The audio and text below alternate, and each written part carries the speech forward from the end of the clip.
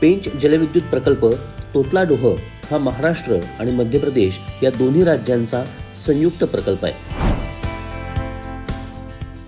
हा प्रकल्प या दोन्ही राज्यांच्या सीमेरेषेजवळ नागपूरच्या उत्तरेस 80 किलोमीटर अंतरावरती तोतलाडोह येथे पेंच नदीवरती बांधण्यात आलेला आहे।